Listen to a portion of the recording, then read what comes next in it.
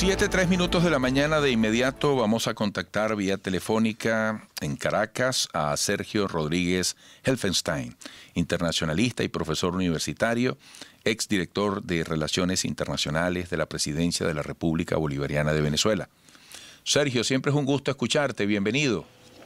Gracias, Eduardo. Siempre es un agrado conversar con un periodista tan profesional y tan respetuoso como tú. Muchas gracias por invitarme nuevamente a tu programa. Gracias, muy amable, Sergio. Mira, quisiera que pusieras en contexto esos aspectos más relevantes de Venezuela en este momento en el contexto latinoamericano.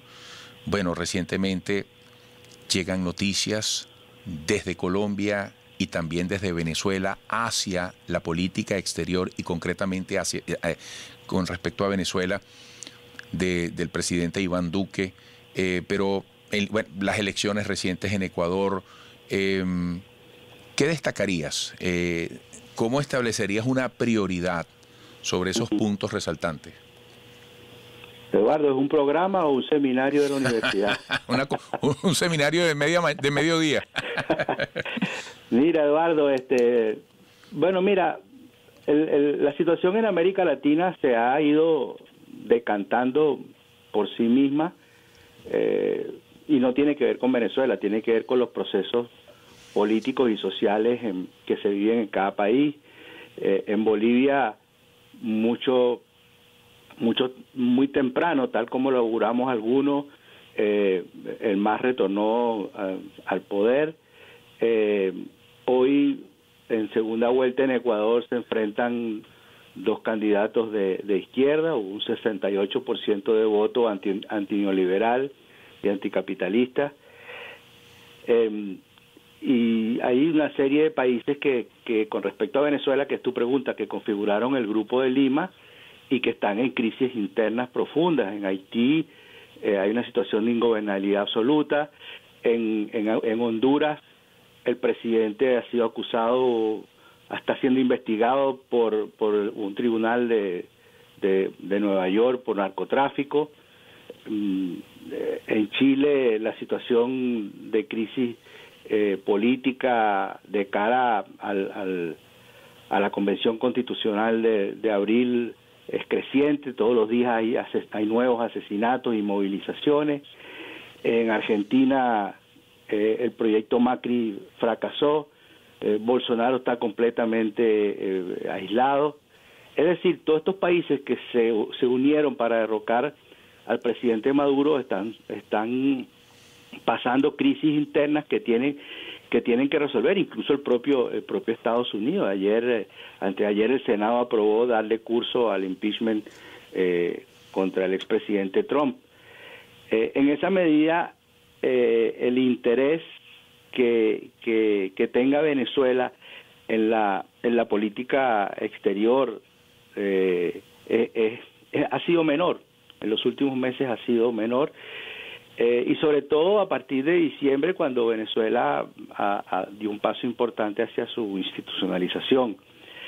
Pareciera que el único país que conserva una gran dosis de belicismo contra Venezuela es Colombia, pero eso responde también a una situación interna crítica en que el único asidero que pareciera tener el presidente Duque para sostener un discurso para sus seguidores es el tema Venezuela, porque no da respuesta a los problemas sociales, no da respuesta a los propios problemas de la pandemia.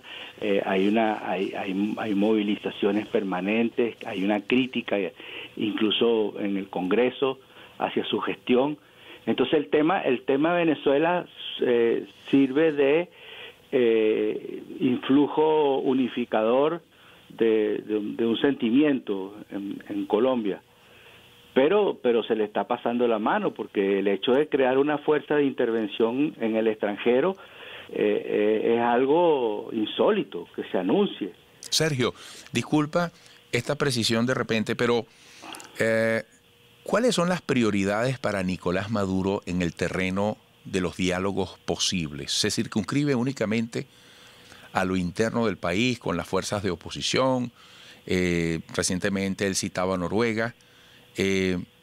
¿Cómo analizarías tú esa dinámica posible que ha planteado Nicolás Maduro, incluso con una comisión que desde la Asamblea Nacional intenta avanzar en un proceso de negociación, de diálogo y de paz? Mira, Eduardo, la política es el arte de sumar fuerza, y eso se da en el plano interno y en el plano internacional. Tú no puedes vivir aislado en bloques que no se tocan, que no discuten, que no debaten los problemas del país. Y lo mismo pasa en el escenario internacional. En el escenario internacional se construyó una imagen por parte de los medios transnacionales de comunicación en el sentido de que el país estaba aislado. Con eso demuestra también una gran dosis de racismo y de marginación, porque de los 53 países de África, el único que apoyó a Guaidó fue Marruecos. Entonces pareciera que los otros 52 no existen. Y en Asia, toda Asia también seguía apoyando al gobierno del presidente Maduro. Entonces se asumió el concepto de comunidad internacional como que son los blanquitos del norte, Europa, Estados Unidos y Canadá, Japón. Eso también se está desmoronando. O sea, ya prácticamente los países que siguen apoyando a Guaidó son un poco más de 20. Entonces, el discurso del presidente Maduro, yo siento que no ha variado. O sea, en todo momento él planteó la posibilidad del diálogo, incluso hizo varios llamados al expresidente Trump, también lo ha hecho al presidente Biden ahora, lo ha hecho en continuas veces, variadas veces, hacia la Unión Europea, incluso hacia la propia América Latina. Venezuela en los espacios internacionales y multilaterales donde puede participar lo sigue haciendo. Entonces yo creo que hay una voluntad de diálogo, hay una voluntad de negociación, y tú sabes que cuando vas a negociar, si quieres lograr algo tienes que ceder algo. Nadie no se puede negociar suma cero. Eso no lleva a nada. Todos tienen que ceder en algo. Es la condición de la negociación, Eduardo. Nadie, tú nada más puedes imponer una negociación cuando ganaste. Por ejemplo, después de la Segunda Guerra Mundial, los nazis fueron hechos prisioneros, fueron llevados al juicio en Nuremberg, y se le impuso a Alemania una serie de condiciones, y a Japón y a Italia, porque fueron derrotados militarmente y no tenían ninguna capacidad de negociación. Pero incluso, por ejemplo, tú ves las negociaciones que se produjeron en La Habana entre la guerrilla y el gobierno colombiano, no se les pudo imponer nada a nadie porque no hubo ganador. Aquí no ha habido ganador.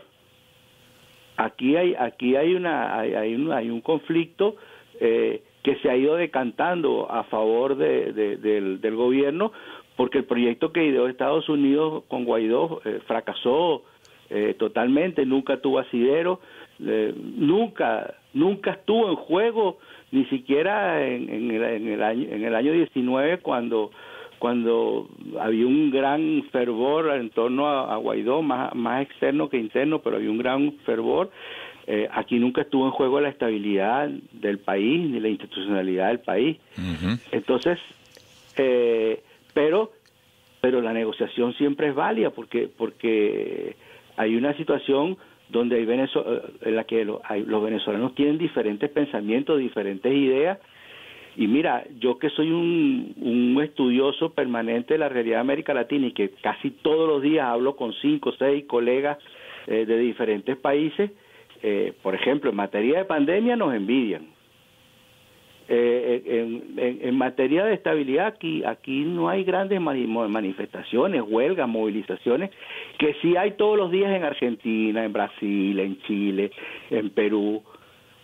Entonces, el proceso venezolano es bastante sui generis. Sí. Bastante sui generis, como todos los procesos, pues cada uno es particular, no se parece a otro. Pero Sí. yo creo que muy lento, porque la caída fue cuando tú caes, no sé, te caes 1000 metros y subes 10, no se nota, pero finalmente subiste. Y yo creo que se está avanzando en un proceso de institucionalización, y eso va a conducir hacia un mejoramiento de las condiciones de vida del país, pero hay un factor fundamental que es la decisión que no se sabe aún que tome Estados Unidos respecto de esta situación. Bueno, Sergio, se agotó el tiempo. Te agradezco siempre la conversación posible en este espacio y sé que pronto repetiremos la experiencia. Un gran abrazo. Seguro que sí. Un abrazo, Eduardo, y muchas gracias. Saludos. Hasta pronto. Sergio Rodríguez Helfestein, internacionalista y profesor universitario, exdirector de Relaciones Internacionales de la Presidencia de la República Bolivariana de Venezuela. Regresaremos.